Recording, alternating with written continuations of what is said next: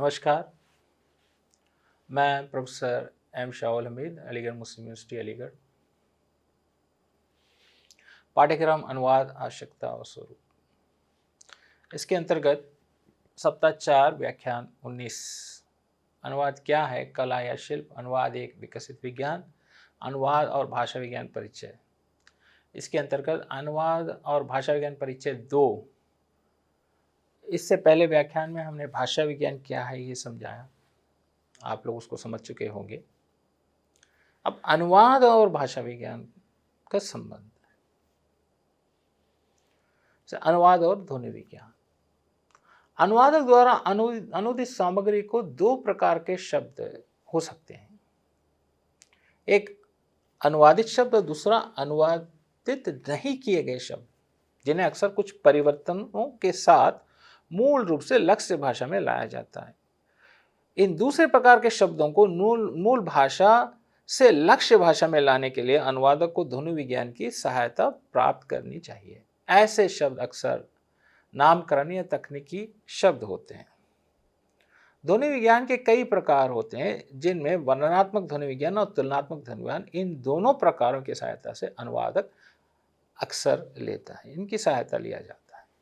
वर्णनात्मक ध्वनि विज्ञान के आधार पर हमें मूल भाषा और लक्ष्य भाषा की ध्वनियों को समझना चाहिए। फिर तुलनात्मक ध्वनि पर हम इस निष्कर्ष पर पहुंचते हैं कि मूल भाषा की एक ध्वनि के लिए लक्ष्य भाषा में कौन सी ध्वनि को प्रतिनिधि मानना है।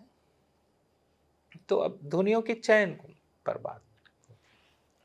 वास्तव में यदि अनुवादक को ऐसी समस्या आती है तो उसे मूल और लक्ष्य भाषा की ध्वनियों की तुलना करनी चाहिए।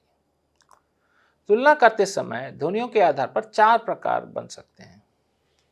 दोनों भाषाओं में कुछ ध्वनियां समान होती हैं, दोनों भाषाओं में कुछ ध्वनियां अलग अलग एक जैसी होती हैं, कुछ ध्वनियां भाषाओं में मौजूद हैं लेकिन एक दूसरे से बहुत अलग हैं, कुछ ध्वनियां स्रोत भाषा में मौजूद हैं लेकिन लक्ष्य भाषा में कोई समान, लगभग समान या संबंधित ध्वनियां नहीं हैं।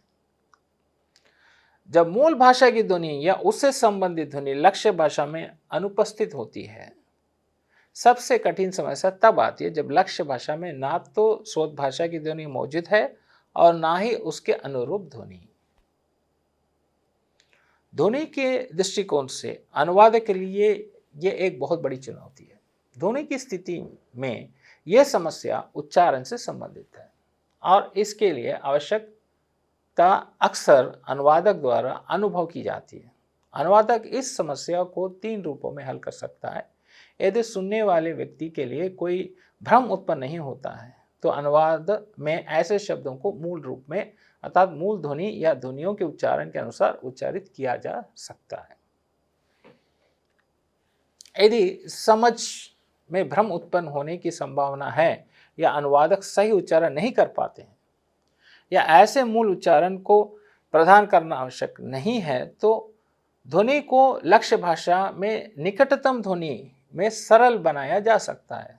सरल बनाना पूरी तरह से भिन्न हो सकता है, लेकिन लक्ष्य भाषा की उस ध्वनि को सुनने वाले मूल भाषा की उस ध्वनि के निकट लाने का कार्य करता है। उदाहरण के लिए महाप्राण के स्थान पर उसके अल्प प्राण का उपयोग किया जा सकता है। अब इसके लिए मैं एक उदाहरण ये दे रहा हूं कि ध्वनि, अनुवाद में ध्वनि को लेकर, जैसे ज शब्द है, अरबी का ज शब्द है, उर्दू का ज शब्द है। जैसे नाम है जाहिद, जाहिद है, हिंदी में जा नहीं है तो लिखा जाता है जाहिद, मतलब है लेकिन अगर उसका प्रयोग सही से नहीं किया जा रहा है। उदाहरण के लिए मैं कह रहा हूं, वैसे जीनत, अब जिसको उस ध्वनि का प्रयोग नहीं आता या उस ध्वनि को का सही उच्चारण नहीं आता तो कहेंगे जीनत। तो इसी के संबंध का एक उदाहरण है। यदि मूल भाषा में किसी वाक्यांश या उच्चारण वास्तविक उच्चारण से भिन्न हो और लक्ष्य भाषा में बहुत प्रचलित हो तो अनुवादक को क्या करना चाहिए? ऐसे परिस्थिति में सामान्य उच्चारण को स्वीकार करना चाहिए। अनुवादक प्रयास करें तो भी सामान्य उच्चारण को हटाना संभव नहीं है। वास्तविक उच्चारण को अनिवार्य नहीं किया जा सकता। एक बार प्रचार हो जाने पर वह प्रचार ही रहेगा। इस प्रकार मूल भाषा के उच्चारण सामान्य होने पर अनुवादक को इसका उपयोग करना चाहिए। जैसे उदाहरण के लिए अब एक बात है कि पिज्जा, पिज्जा हिंदी में पिज्जा प्रचार हो चुका, तो हम रोक नहीं सकते। पिज्जा, पिज्जा है, कोई पिज्जा कहे, कोई पिज्जा कहे।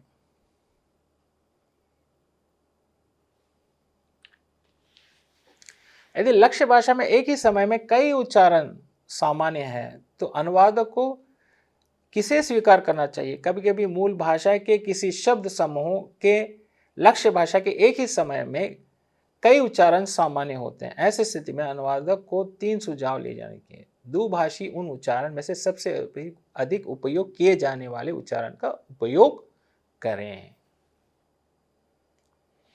यदि एक ही समय में कई उच्चारण सामान्य हैं तो उनमें से मूल भाषा के सही उच्चारण के निकटतम उच्चारण का प्रयोग करना चाहिए।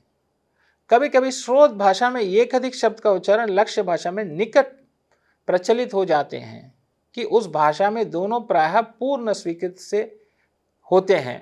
उस स्थिति में दोनों को उस भाषा में दृष्टव्य में स्वीकार करना चाहिए ताकि किसी भी लिखावट के रूप में प्राप्त किया जा सके। उनके प्राथमिक उच्चारण निकटतम है या नहीं, इस पर ध्यान न दें।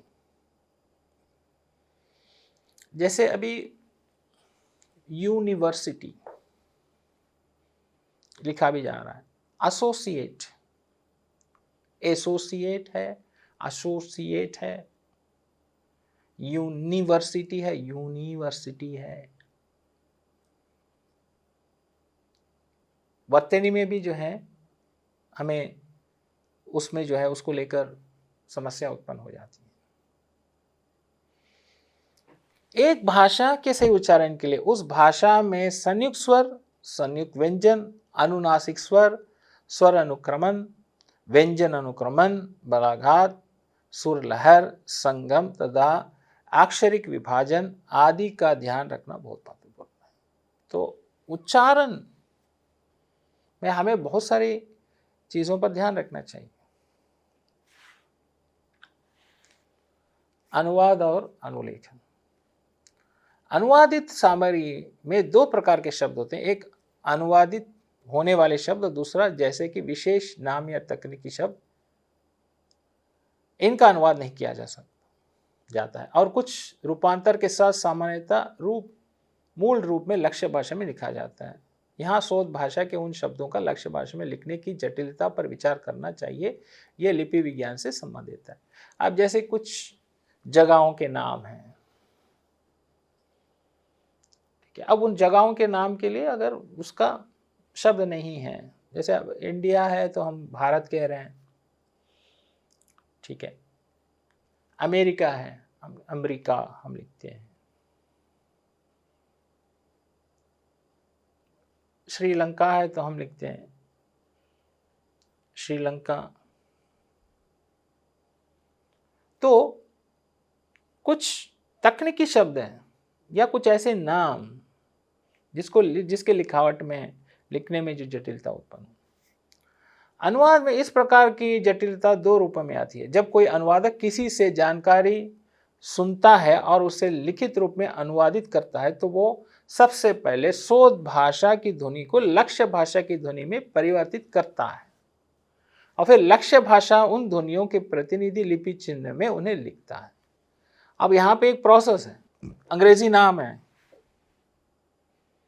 उसके उच्चारण है जॉन, स्टीफन हम कह रहे हैं, इजिनाइडा हम कह रहे हैं। तो इन सब के उच्चारण और लिखना, उसमें क्या प्रोसेस होता है? स्रोत भाषा ध्वनि, लक्ष्य भाषा ध्वनि, वो ध्वनि और यहां की ध्वनि। जैसे मैंने कहा ना, जैसे हिंदी भाषी है, मतलब हिंदी भाषी मतलब जो बोलियों को, जो ब्रजवासी है या वो बोलियों को बोलने वाला है। यहाँ पे उर्दू है, उर्दू भाषी है। अब ये कह रहा है जीनत, उर्दू भाषी कह रहा है जीनत। अब ये जी का उच्चारण नहीं कर पाया क्योंकि जा जो है उसके पास नहीं है, वो ध्वनि नहीं है, तो करेगा क्या? निकटतम ध्वनि जीनत लेगा। वैसे ही जो ध्वनि, एक नई ध्वनि हमने सुना, ठीक है, अब कोई नाम है जेनिफर, हमने नाम सुना, तो जेनिफर हमने सुना, उसको लक्ष्य भाषा ध्वनि में लिया जेनिफर, लक्ष्य भाषा लिपि चिन्ह को ढूंढा। अब जा के लिए जेनिफर लिखें, जूनिफर लिखें, जा लिखें, जे लिखें, जो लिखें, जैसे जॉन लिखें, जोन लिखें। तो यहां पे हम लिपियों के चिन्ह को ढूंढते हैं, लिपि चिन्ह में लिखे गए चिन्ह को। स्रोत भाषा लिपि चिन्ह, अब यहां पे हम क्या करते हैं, स्रोत भाषा के लिपि चिन्ह को देखते हैं। मूल भाषा ध्वनि, लक्ष्य भाषा ध्वनि, लक्ष्य भाषा लिपि चिन्ह में लिखित सामग्री को अनुवाद करते समय यदि ऐसे शब्द में सीधे मूल भाषा लिपि चिन्ह के स्थान पर लक्ष्य भाषा लिपि चिन्ह को रखा जाए तो ये काम करेगा। यदि मूल भाषा में लिखना उसकी उच्चारण के लिए पूरी तरह से उपयुक्त है और लक्ष्य भाषा में लिखना उच्चारण के लिए पूर्ण रूप से उपयुक्त है, तब ये हो सकता है। लेकिन लिखना और उच्चारण के इस दो पक्ष का संयोजन होने पर भी ये काम से कम होगा। मतलब आप कोशिश करेंगे उसको पूरी तरह से लाने की,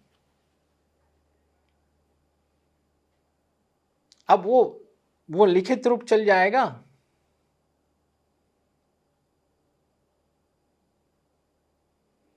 ये अनुवाद के लिए, अनुवादक के लिए एक बहुत बड़ा जो है एक महत्वपूर्ण काम है। इसके लिए अनुवादक के लिए मूल भाषा की वर्तनी से उसके उच्चारण पर आना, फिर मूल भाषा के उच्चारण से लक्ष्य भाषा के उच्चारण पर आना, फिर लक्ष्य भाषा के उच्चारण से लक्ष्य भाषा में उसके वर्तनी पर आना बहुत अच्छा है। इससे करने से गलतियां होने की संभावना नहीं है। अनुवादक के लिए सबसे सुरक्षित तरीका यह है कि वो मूल भाषा के वर्तनी से मूल भाषा में उच्चारण पर आए, फिर मूल भाषा के उच्चारण से लक्ष्य भाषा के उच्चारण में आए, फिर इसे लक्ष्य भाषा में उसके वर्तनी के नियम के अनुसार लिखें। अब इतना प्रोसेस होता है लिपि चिन्हों को लेकर, लिपि में बद्ध करने का।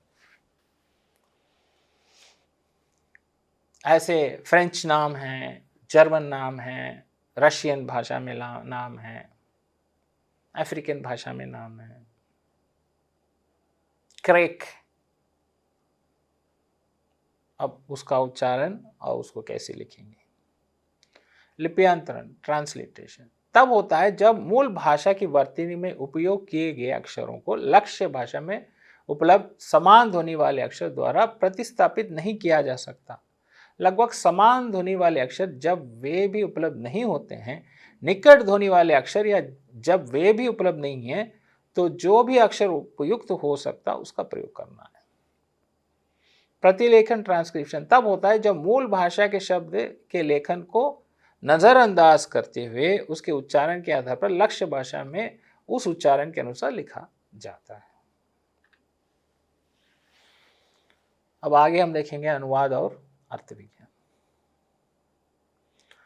अनुवाद का एकमात्र कर्तव्य स्रोत भाषा में व्यक्त अर्थ को लक्ष्य भाषा में उसी तरह से बदलना है, और भाषा विज्ञान की एक शाखा शब्दार्थ भाषा के अर्थ पक्ष का अध्ययन है। इस प्रकार अनुवाद और अर्थ विज्ञान दोनों का संबंध भाषा के अर्थ विज्ञान पक्ष से है। इसके लिए अनुवादक को विभिन्न रूप में अर्थ विज्ञान की सहायता प्राप्त करनी चाहिए। अभी कैसे संबंध है आप देख चुके हैं। अर्थ विज्ञान को भी मुख्य रूप से भाषा विज्ञान की अन्य शाखाओं की तरह 4 उप शाखाओं में विभाजित किया जाता है। एक कालिक अर्थ विज्ञान, कालक्रमिक अर्थ विज्ञान, तुलनात्मक अर्थ विज्ञान तथा प्रायोगिक अर्थ विज्ञान। अनुवादक को किसी भी रूप में इन चारों की सहायता प्राप्त करनी होगी। एककालिक अर्थ विज्ञान में अन्य बातों के साथ एक निश्चित समय पर एक भाषा के अर्थ को पढ़ने, विश्लेषण करने, निर्धारित करने का कार्य किया जाता है। इसके लिए अनुवादक को पहले इस एककालिक अर्थ विज्ञान की सहायता प्राप्त करनी चाहिए। अनुवाद एक भाषा में व्यक्त किए गए अर्थ को दूसरी भाषा में भेजने की प्रक्रिया है। इसलिए अनुवादक के सामने आने वाली पहली समस्या अनुवादित सामग्री में अर्थ को सही ढंग से निर्धारित करना। यदि अनुवादक मूल अर्थ सामग्री के अर्थ को सही ढंग से नहीं समझता है तो उसे दूसरी भाषा में सही तरीके से संरक्षित करना संभव नहीं है। मूल के अर्थ को सही ढंग से निर्धारित करना अनुवाद की नींव है। यहाँ थोड़ी सी गलती होने पर अनुवादक निश्चित रूप से गलत हो सकता है, पर अर्थ प्रमुख है। अर्थ नहीं लेके जाओगे तो फिर दिक्कत हो जाएगी। स्थान, अनुवादक को यह ध्यान में रखना चाहिए कि मूल भाषा की सामग्री किस स्थान पर या देश के व्यक्ति द्वारा पहले लिखी गई या कही गई थी, क्योंकि एक ही शब्द विभिन्न स्थानों पर कभी कभी विभिन्न अर्थों में इंगित कर सकती है। वह स्थान है, उसका अर्थ कहाँ रुकता है। ठीक है। काल, समय पर ध्यान देना चाहिए कि यह अर्थ को निर्धारित करने में सहायक करता है। भाषा के इतिहास में किसी शब्द का अर्थ एक निश्चित अवधि में वही रहता है, लेकिन दूसरे अवधि में इसमें कुछ बदलाव हो सकते हैं। संदर्भ, अर्थ निर्धारित करते समय संदर्भ को प्रायः बहुत महत्वपूर्ण कहा जा सकता है। सहायक संदर्भ में विभिन्नता के कारण तत्व के अर्थ में परिवर्तन हो सकता है। लिंग, लिंग के आधार पर कई भाषाओं में अर्थ निर्धारित करने में मदद मिलती है। कुछ भाषाओं में एक वचन में एक विशेष शब्द का अर्थ एक होता है और बहुवचन में वह अलग हो जाता है। समास, अनेक समास शब्द, समस्त शब्द के अर्थ मूल शब्द के अर्थ से भिन्न होते हैं। उपसर्ग और प्रत्यय, इनके कारण भी अर्थ में परिवर्तन, सीमाएं और विशिष्टता आती हैं। इसलिए अनुवादक को अर्थ निर्धारित करते समय इन बातों का ध्यान रखना चाहिए। शब्द शक्ति, शब्दों को हमेशा शब्दकोश से नहीं लिया जा सकता, अपेक्षानुसार लक्षणार्थ और व्यंजनार्थ का भी ध्यान रखना पड़ता है। हास्य, हास्य में कही गई बातें अक्सर उनके मूल अर्थ के विपरीत अर्थ देती है। स्पष्ट स्थान पर अनुवादक यदि हास्य को हास्य ही समझकर सीधे अनुवाद करता है तो अनुवाद मूल पाठ में पूरी तरह से विपरीत होने की संभावना होती है। मुहावरे और विशेष उपयोग, अनुवादित सामग्री में इन दोनों को निर्धारित करना बहुत महत्वपूर्ण है, क्योंकि अक्सर इसके व्यक्तिगत शब्दों के आधार पर अपेक्षित अर्थ ज्ञान नहीं होते। बलाघात, बलाघात के आधार के कारण कुछ भाषाओं में भिन्नता हो सकती है। उच्चारण, चीनी जैसे कई स्वर भाषाएं होती हैं जिनमें स्वर भाषा में परिवर्तन होने से शब्द का अर्थ बदल जाता है।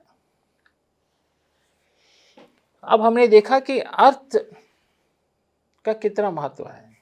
शब्द जो अर्थ देगा वो कैसे कैसे उसका अर्थ बदलता है, किन किन बिंदुओं पर बदलता है, ये हमने देखा था।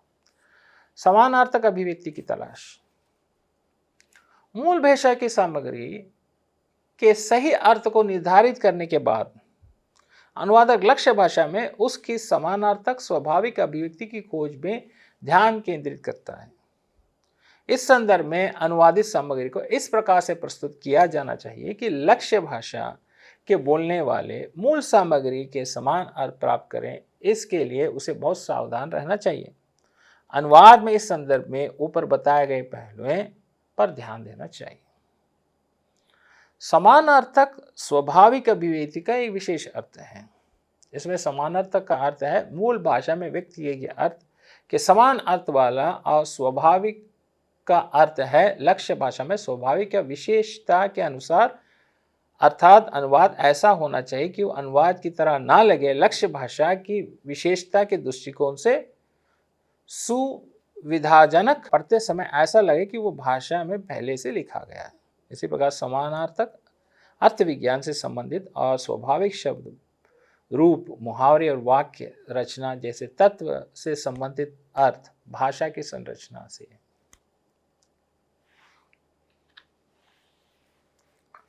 समानार्थक अभिव्यक्ति दो प्रकार की होती है। मूल भाषा में सही अर्थ के साथ अभिव्यक्ति, इसमें समान अर्थ वाला, निकटतम अर्थ वाला अर्थ जो मूल भाषा के निकट अर्थ वाला हो। इस संदर्भ में स्रोत और लक्ष्य भाषा की अनूठी सांस्कृतिक पृष्ठभूमि के कारण अनुवाद अक्सर केवल करीबी अर्थ प्रदान करता है, जबकि एक ही अर्थ वाले अनुवादक की तुलना में बहुत कम होते हैं। एकार्थिक अभिव्यक्ति है और समान अर्थ वाले अभिव्यक्ति के बारे में गहन चिंतन की जरूरत है। ये शब्द, वाक्यांश शब्द, वाक्य, उपवाक्य और कहावतें, जटिल प्रयोग आदि सभी स्तर में हो सकते हैं, लेकिन यहाँ केवल शब्द स्तर पर उनके विभिन्न पहलुओं और प्रकारों को स्पष्ट किया गया है। इन्हें इसी तरह से अन्य स्तर पर भी देखा और समझा जा सकता है। अनुवाद के दृष्टिकोण से हम स्रोत भाषा की सामग्री और लक्ष्य भाषा में उसके परिवर्तन के बीच अर्थ की समानता को नज़र में यूनिडायरेक्शनल मानते हैं। इस समस्या पर दूसरी दिशा में सोचना भी संभव है। यदि स्रोत भाषा के शब्द के अर्थ, आयाम और लक्ष्य भाषा में उसके स्थान पर उपयोग किए जाने वाले शब्द बिल्कुल समान है तो दोनों सह शब्द हैं, लेकिन कभी कभी अनुवाद में शब्द का अर्थ आयाम मूल की तुलना में कम होता है। यदि स्रोत भाषा का कोई शब्द एक ही समय में लक्ष्य भाषा के कई शब्दों का प्रतिनिधित्व करता है, तो लक्ष्य भाषा में अनुवाद के दौरान ऐसी अर्थ संबंधी त्रुटियां की संभावना हमेशा बनी रहती है। पूरे पाठ को पढ़ते समय कभी कभी ऐसी गलतियां से बचा जा सकता है, लेकिन यदि पूरे पाठ में सही अर्थ समझने के लिए कोई प्रतीक न हो तो अनुवादक को अपने काम में कोई भी अर्थ लाना होगा और इस प्रकार त्रुटियों की संभावना पूरी हो जाती है। अर्थ विस्तार, अर्थ संकोच, अर्थादेश और इनमें से कोई दो या तीन का एक साथ मिश्रण। अब वो अर्थ विस्तार, अर्थ संकोच, अर्थादेश, ये अर्थ की दिशाएं हैं। दो भाषाओं में शब्द की समानता तीन कारणों से उत्पन्न होती है। दोनों भाषाएं मूल रूप से एक ही भाषा से उत्पन्न हो सकती है। उदाहरण के लिए हिंदी, पंजाबी, संस्कृत ग्रीक, मलयालम, तेलुगु, मराठी, सिंहल। एक भाषा ने दूसरी भाषा को प्रभावित किया। उदाहरण के लिए संस्कृत, हिंदी, फारसी, उर्दू, पुर्तगाली, मराठी। दोनों भाषाओं ने एक दूसरे से प्रभावित किया होगा। उदाहरण के लिए हिंदी, बंगाली। दोनों पर किसी अन्य भाषा प्रभाव, जैसे हिंदी पंजाबी पर अंग्रेजी या मराठी बंगला पर संस्कृति।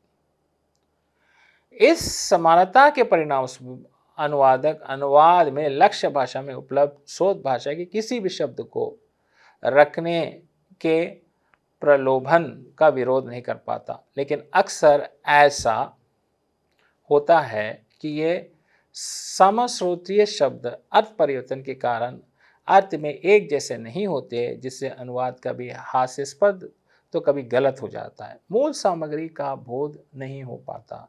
यहाँ आप कुछ भाषाओं में अर्थगत अंतर के साथ समश्रोतीय समानता वाले शब्द देख सकते हैं। तो भाषाओं का प्रभाव भी है, भाषा एक भाषा से निकली हुई भाषाएं भी हैं। तो इन सब से निकले हुए शब्द, इन शब्दों के अर्थ, जैसे वकालत, वकील। अब हम शब्द कहाँ से निकले? उर्दू शब्द तुर्क शब्द है, तुर्क से निकला हुआ। तो अब ये देखें कि तुर्की शब्द उर्दू है। अब उर्दू में जितने शब्द हैं फारसी से प्रमुखता हम रखते हैं, हिंदी में संस्कृत की प्रमुखता रखते हैं, लेकिन शब्द क्या है? शब्द कई भाषाओं के शब्द हैं।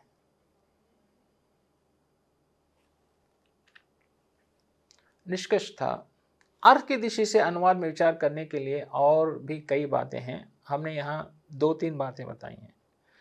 कभी कभी स्रोत भाषा और लक्ष्य भाषा एक ही अर्थ या भाव की अभिव्यक्ति में समानता नहीं होते। प्रत्येक भाषा की सूचनात्मक क्षमता समान नहीं होती। इसके लिए किसी वाक्य का पूरी भाषा में अनुवाद करना आवश्यक नहीं है, बल्कि स्रोत भाषा में वाक्य जो जानकारी प्रदान करता है वो जानकारी प्रदान करना आवश्यक है। जब स्रोत और लक्ष्य भाषा में सूचना शक्ति समान ना हो तो अनुवादक को बहुत सावधान रहना चाहिए, अन्यथा अनुवाद दोषपूर्ण होगा। अब कोई शब्द ऐसे होते हैं कि शब्द हमने पढ़ लिया, अब शब्द से हम कुछ समझ ही नहीं पाए, उस वाक्य से समझ नहीं पाए, ना उसके आगे ना पीछे। तो कुछ भाषाएं ऐसी होती हैं कि वो उन भाषाओं की जो है ऐसे ऐसे उनकी जो है भाषा की का व्याकरण है या उनकी संरचना है। तो अनुवादक को बहुत सावधान रहना चाहिए। वो ऐसे ही जैसे एक अनुमान से अनुवाद नहीं करना चाहिए, सतर्कता बरतनी चाहिए। अर्थ संकोच, अर्थ विस्तार तथा अर्थादेश की दृष्टि, अर्थोत्कर्ष तथा अर्थ अपकर्ष भी हो सकता है।